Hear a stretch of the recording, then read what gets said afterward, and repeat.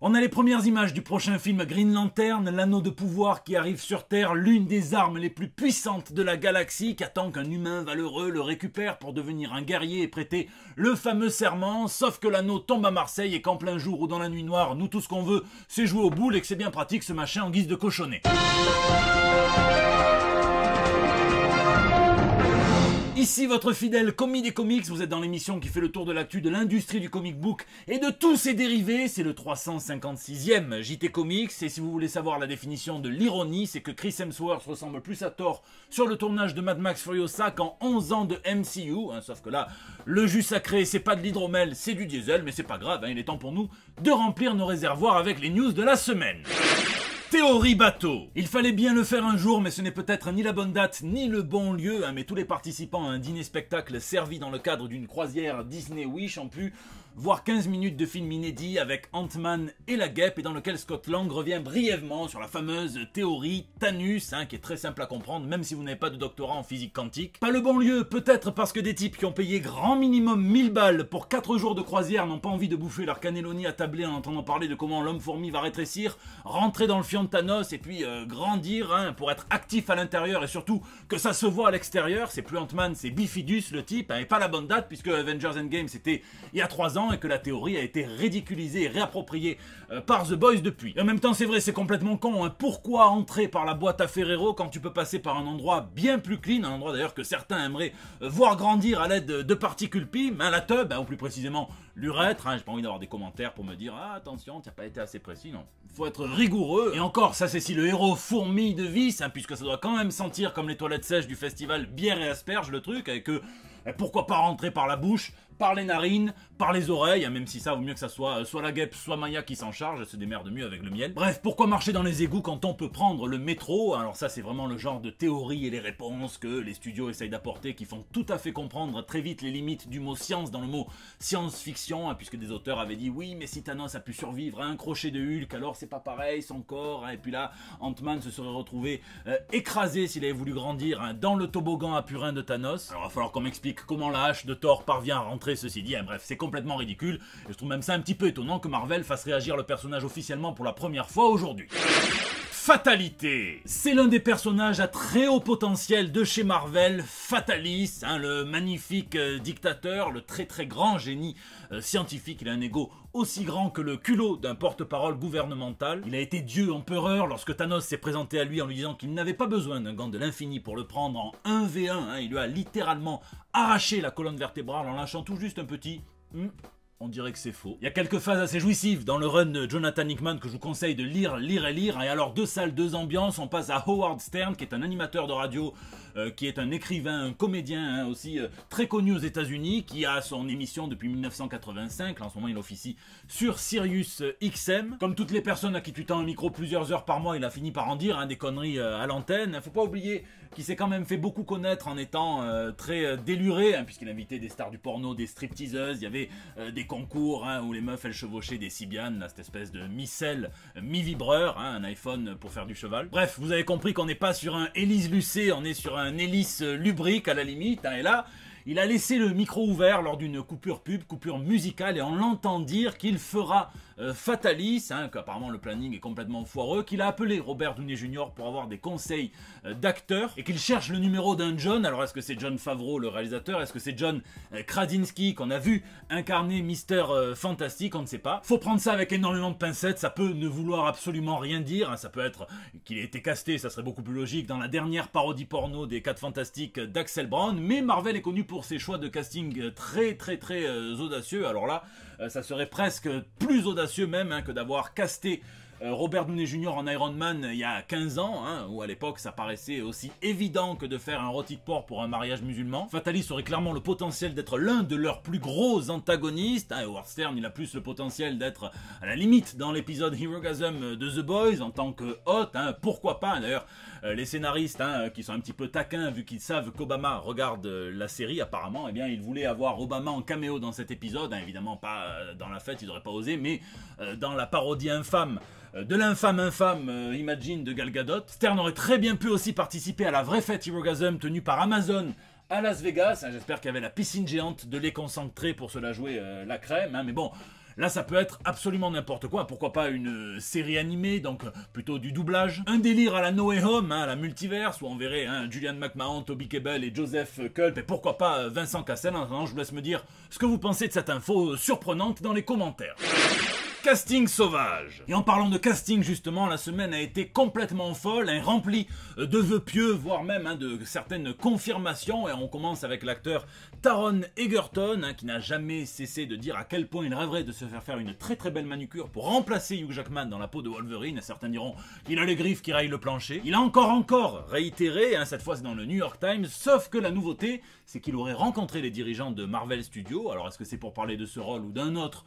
Bon, on sait pas. L'acteur de 32 ans poursuivrait donc cette tradition cinématographique de représenter Wolverine en beau gosse, plutôt jeune, encore plus jeune d'ailleurs que son prédécesseur, chose qui n'est vraiment pas évidente dans les comics, où il apparaît pour la première fois en 1976 démasqué comme plutôt un vieillard avec un physique ingrat si on en juge les critères de l'époque dans les représentations dans les BD. Regardez quand même cette anti-calvitie, les cheveux qui viennent coloniser jusqu'au mono-sourcil, ça c'est très rare. Puis justement, en parlant de poils sur le front, Black Panther, le deuxième opus du film, sera la rencontre entre deux monarques. Tout d'abord, le nouveau roi, la nouvelle panthère noire du Wakanda, et puis le grand prince, égomaniaque aussi, très puissant des sept mers, Namor, dont on a vu la première image, incarné par l'acteur Tenoch Huerta. Ça fait hurler certains fans du personnage qui auraient vraiment voulu avoir une version comme celle des comics, à savoir Spock, qui a mis son plus beau maillot de bain, qui a huilé son summer body et qui est parti faire des dos crawlés avec ses petites ailes imperméables sur les chevilles, des ailes d'ailleurs qu'il aura, l'acteur dans le film, si on en croit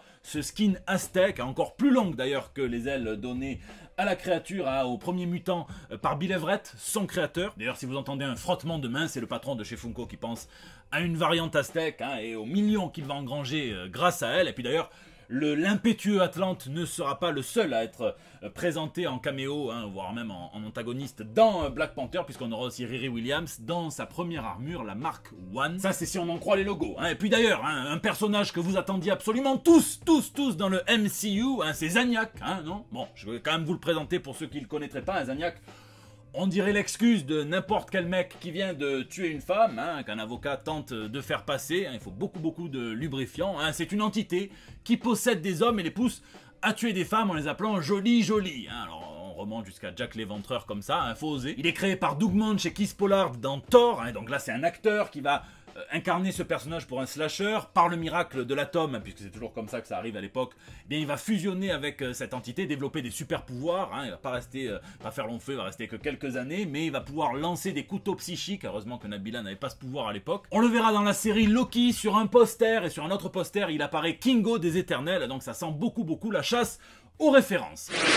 Sur papier, et ça bouge pas mal dans les comics cette semaine, et chez Marvel on parle de deux grands noms, Dan Slott qui est resté aux commandes du titre The Amazing Spider-Man pendant 10 ans, qui nous a offert des récits comme le Superior Spider-Man, un concept dans lequel le Docteur Octopus échangeait son corps avec celui de Peter Parker. Ça ressemble comme quand tu voyais dans les cours d'école un mec échanger sa carte Mewtwo avec une carte Roucoups. Tu savais qu'il y en avait un des deux qui s'était fait niquer, mais bon là ça a permis à Octopus de se la jouer un petit peu héros. Slott a aussi scénarisé la série Spider-Verse avec Olivier Coipel, où on avait plein de nouvelles araignées. Il a aussi fait la Spider Island, où tout New York se transformait en araignée également. Vous avez compris, il est un petit peu arachnophile, il met des araignées absolument partout. Le deuxième, c'est Mark Bagley, un grand dessinateur qui est resté sur The Amazing Spider-Man, qui a co-créé le personnage de Carnage, qui a fait déménager Venom sur la côte ouest avec le protecteur mortel, qui a tout simplement réinventé le personnage de Spider-Man pour toute une nouvelle génération de lecteurs avec Brian Michael Bendis dans Ultimate Spider-Man. Et bien les deux s'associent, ils font fusion, on est dans DBZ pour sortir une toute nouvelle série intitulée Spider-Man, juste Spider-Man. La série sortira à l'occasion des 60 ans de Spider-Man, elle cohabitera avec la série de Zeb Wells et de John Romita Jr. D'ailleurs on peut voir dans les previews Peter Parker qui a cette drôle de relation de partenaire avec Norman Osborn. On y verra pas mal de personnages de la dernière partie du Spider-Verse qui sera aussi scénarisé par Dan Slott avant cela, et puis on verra aussi le grand retour de Morlun, et ça c'est toujours cool. DC va également lancer une toute nouvelle série consacrée à sa vilaine en vogue du moment, Punchline, qui a été co-créée par James Tynion IV Et Jorge Jiménez, donc une génie du mal, qui est fascinée par le Joker au point de créer elle-même sa propre toxine du Joker et de se faire un nom. Elle a pris Harley Quinn à la gorge, elle a même pris Batman, et il a perdu gros. Elle va donc avoir droit à sa série intitulée Punchline The Gotham Game qui commencerait à l'automne prochain. Et puis alors, chez Marvel, c'est un petit mercato sur les X-Men, puisque l'artiste Joshua Cassara, qui est signé en contrat d'exclusivité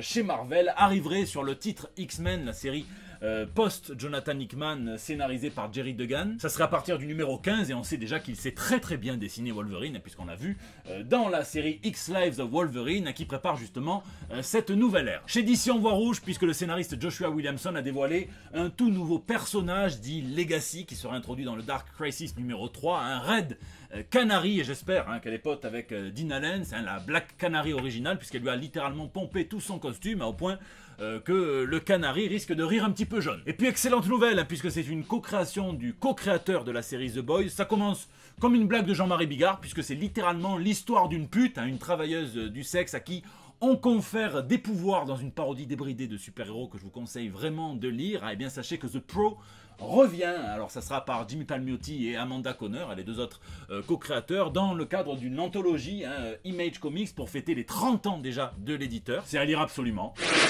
Lisez, lisez, lisez. Cette semaine, j'ai été tout à fait emballé par une histoire solo de Wolverine dans le numéro 19 de sa dernière série. C'est un hommage de Benjamin Percy au vieil homme et la mer de Ernest Hemingway, donc il vient raconter le conflit éternel entre l'homme et la nature, puisque c'est un vieux pêcheur très expérimenté, mais qui souffre d'une terrible période de malchance, de disette. En plus, il est un petit peu pestiféré parmi les siens, et donc il va s'attaquer, il va prendre ses responsabilités et se mettre en chasse de la plus grosse prise de sa vie de pêcheur. Et là, ça s'appelle Le vieux mutant et la mer. Et moi, ce que j'aime bien chez Percy, c'est qu'il a toujours traité Krakoa un petit peu différemment, qu'il a développé tout un écosystème propre à ce nouveau lieu de vie des mutants, finalement, avec une faune, une flore. Et donc là, c'est Wolverine qui va se mettre en chasse de ce mastodonte que vous voyez en couverture. C'est un problème, et vous savez que dès que Wolverine peut se fourrer dans un problème, il y va. Regardez Jean Grey. C'est un super réceur du temps, c'est super bien dessiné par Javier Fernandez. C'est un super kiff. J'étais un petit peu plus déçu par Miss Marvel, non pas